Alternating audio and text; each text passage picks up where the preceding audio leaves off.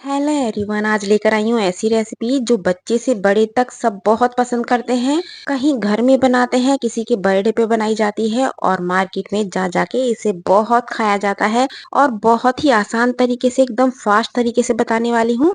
तो चलिए स्टार्ट कर लेते हैं। यहाँ 2 से 3 टमाटर को रफली काट के पीस लिया है और यहाँ रख लेते हैं कुकर।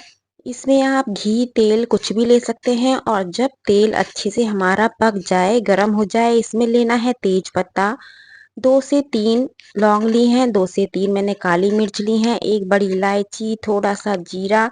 जितना खड़ा मसाला आप पसंद करते हो उसके अकॉर्डिंग आप ले लीजिएगा, मैंने बहुत कम लिया है। पिसे हुई टमाटर को यहाँ ऐड कर लेते हैं। कुछ बेसिक से मसाले जैसे धनिया, मिर्च, इसमें केवल हमें हल्दी नहीं लेनी है, हल्दी छोड़ के सारे मसाले लेने हैं।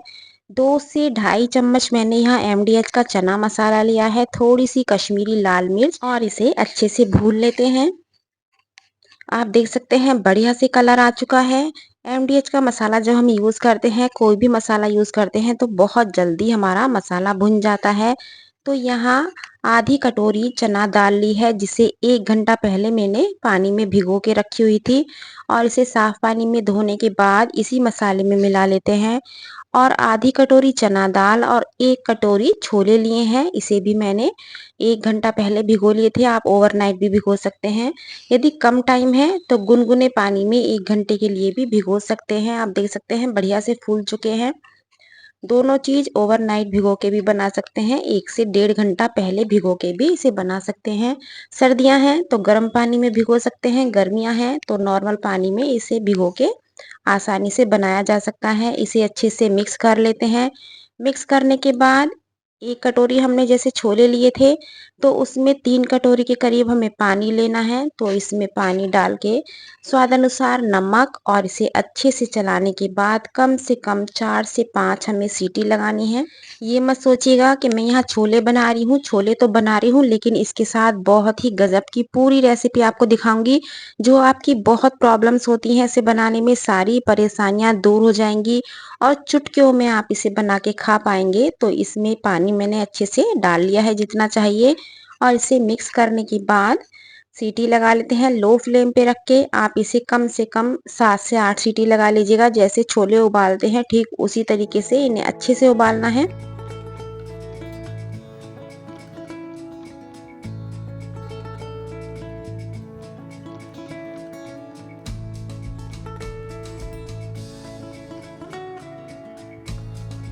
तो यहाँ हाई फ्लेम पे 4 सीटी लगाइएगा और फिर 4-5 सीटी बिल्कुल लो फ्लेम पे लगा लीजिएगा।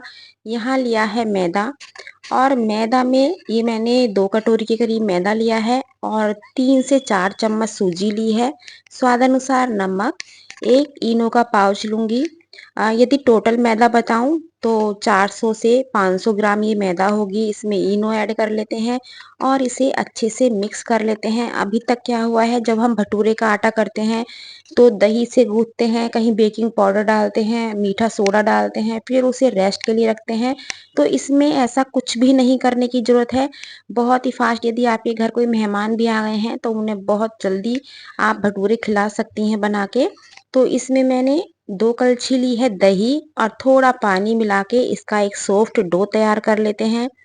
यदि आप सोच रहे होंगे कि झटपट से कैसे बनाए जब मेहमान आए, तो मैदा मैं आपके सामने कर रही हूँ और हैंड टू हैंड आपको भटूरा बना के दिखाऊंगी। बिल्कुल गेंद की तरह फूले फूले बनेंगे। बात रही छोले की, तो उसे गुनगुने पानी में आप भिगो के रखिएगा। जितनी देर में वो चाय नाश्ता करेंगे उतनी देर में आपका छोले आराम से भीग जाएंगे। तो बहुत ही एकदम फास्ट तरीके की ये रेसिपी है, अधिकतर मैं इसे ट्राई करती रहती हूँ। तो मैंने सोचा आप लोगों के साथ भी ये शेयर करूँ। भरी सर्दियों में भी इसे आप बहुत आसानी से बना सकते हैं, क्योंकि सर्दियों में रहता है खमीर कैसे उठे।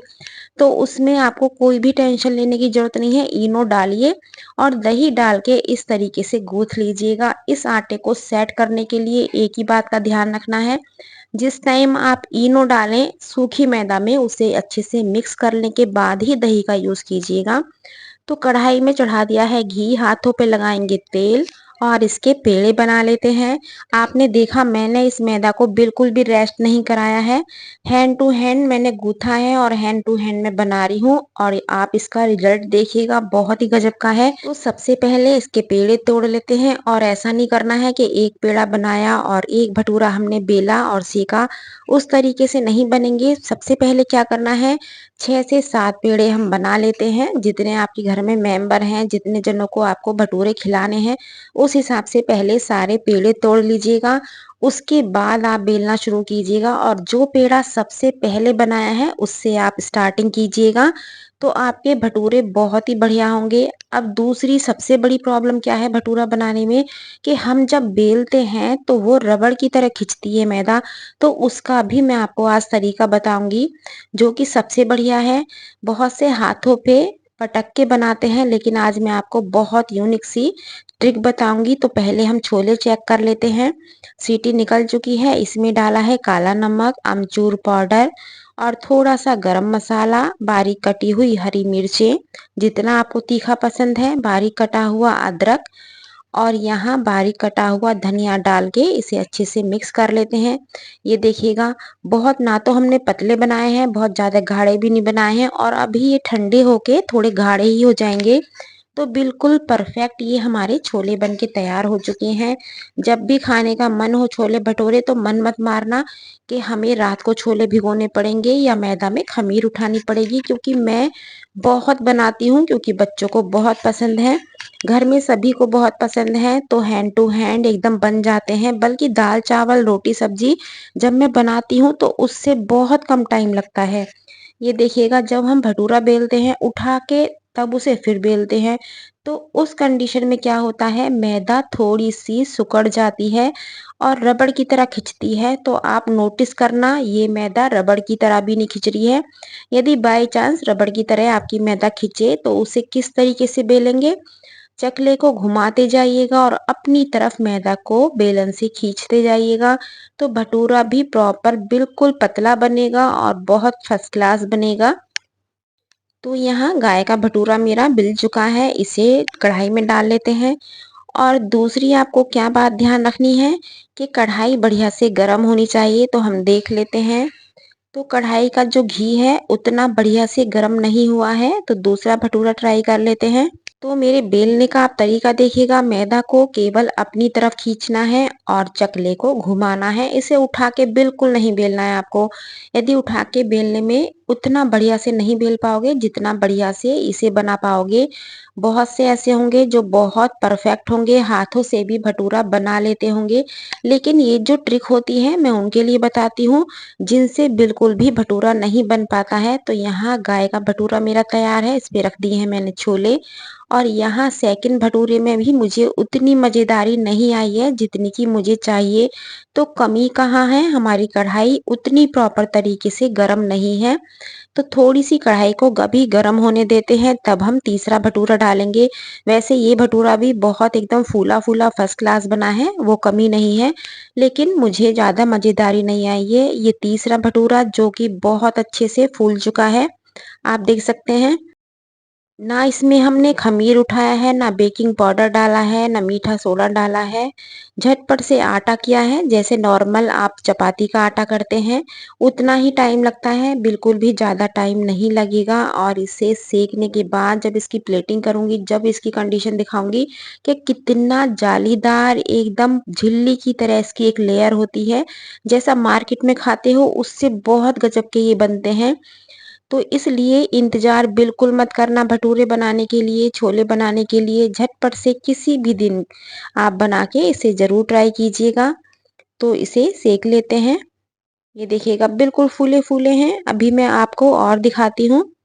मैदा बहुत ज़्यादा ना पतली होनी चाहिए, ना बहुत ज़्यादा टाइट होनी चाहिए, एकदम सॉफ्ट होनी चाहिए। ये देखिएगा कितना भी पतला आप बना लीजिएगा, हाथ से उतना बढ़िया से नहीं बना पाओगे। और इस तरीके से बनाना, उठाना मत बिल्कुल भी। हल्का सा ऑयल ज़रूर लगा लेना पेड़े के ऊपर। ये देखिएगा बढ़िया से बिल चुका है। अब इसे उठा के गरमा-गरम तेल में डाल लेते हैं।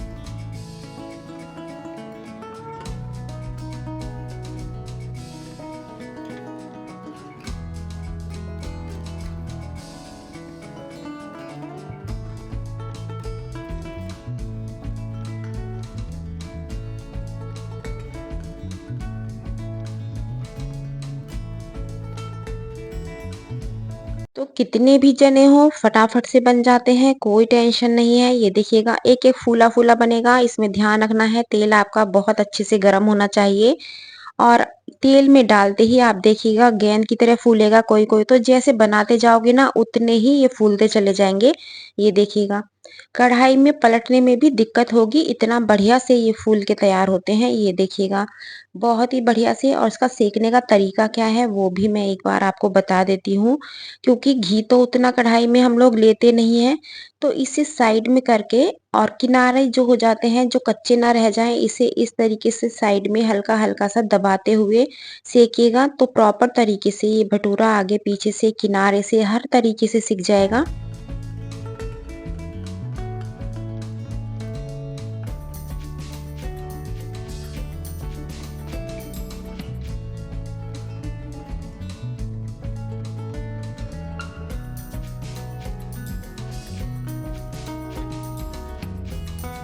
आप देख सकते हैं कलर कितना बढ़िया से आ रहा है और बिल्कुल फूले-फूले हैं जो कि दिल्ली वाले के जाके आप खाते हैं और घंटों वहाँ लाइन में लगते हैं और फिर भी मज़ेदारी नहीं आती है क्योंकि जो मज़ेदारी घर में आएगी वो बाहर नहीं आएगी। ये देखिएगा कितना एकदम फर्स्ट क्लास बना हुआ है।